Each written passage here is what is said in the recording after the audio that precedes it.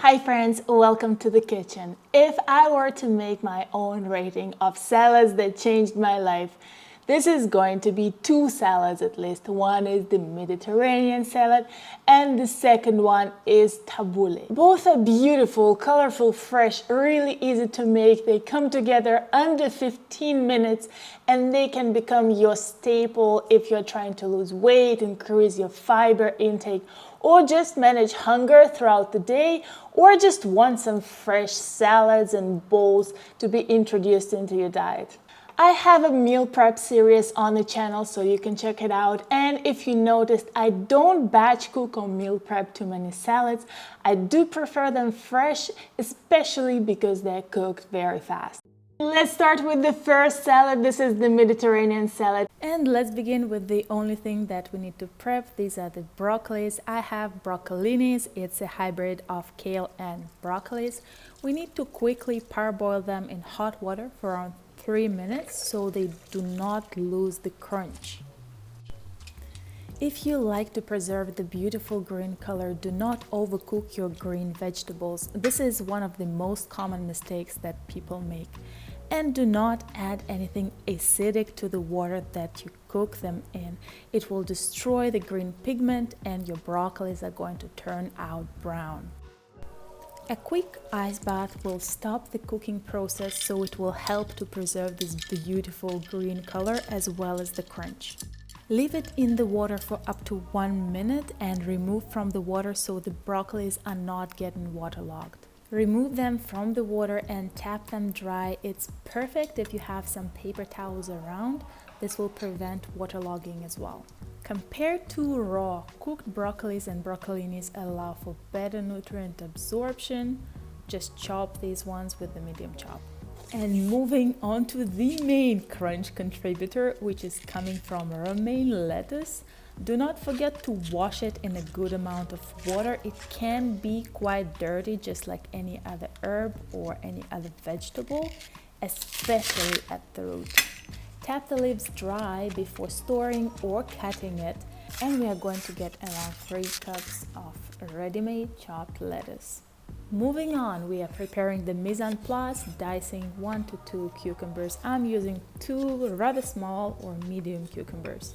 One of my friends made a salad of very thinly sliced kale and it was beautiful. Once you slice your kale thinly and even massage it, it will make the taste and texture so much smoother, and if you find it bitter, you may probably even enjoy it. Topping this up with around 20 cherry or vine tomatoes. Tomatoes and cucumbers are usually very good together. I'm going to just quarter them. They're quite tasty and fresh and super juicy.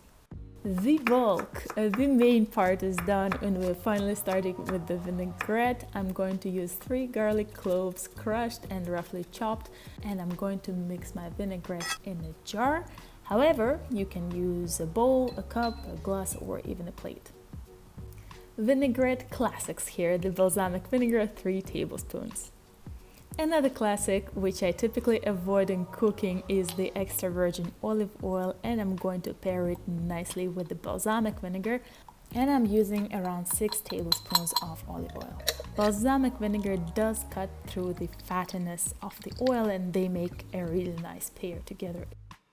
Building up that Mediterranean flavor profile, I'm going to use 1/4 of a cup of Kalamata olives. This will add the savory notes to the dish, and they don't only enhance the taste of the whole salad, but they're also quite nutritious. However, if controlling for sodium is one of your concerns, please do account for these. Are using the store-bought chickpeas like I do today, please just rinse them thoroughly before using them in any of your meals.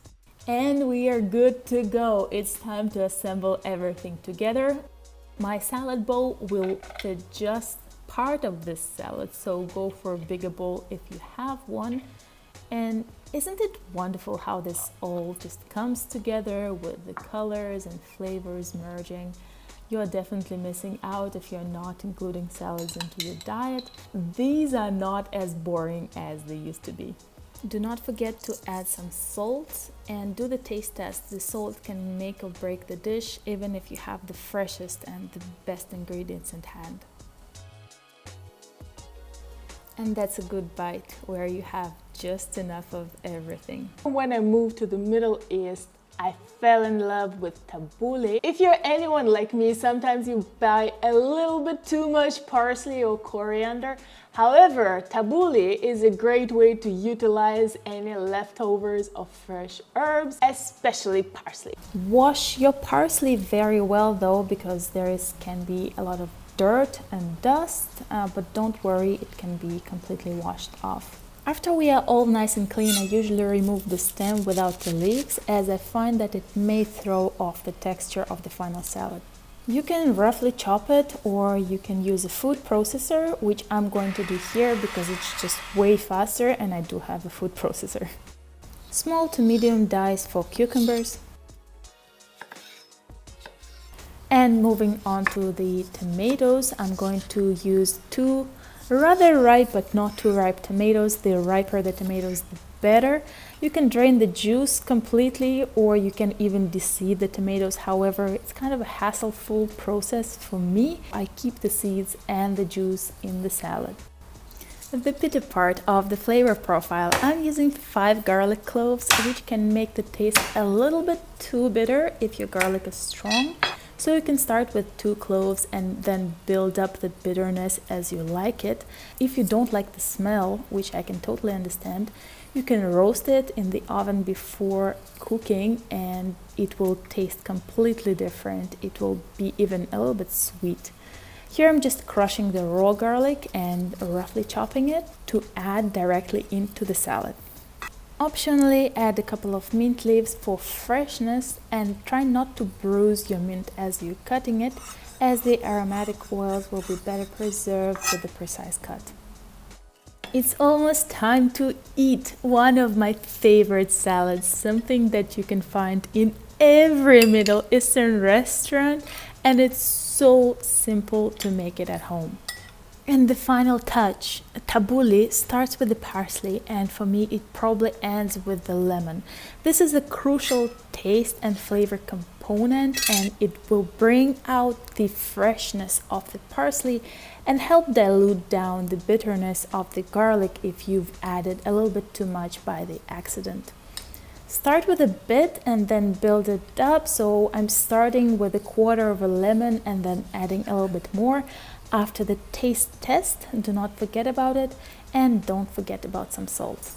Got so excited I almost forgot about couscous. You can add 1/2 cup or 1 cup of couscous.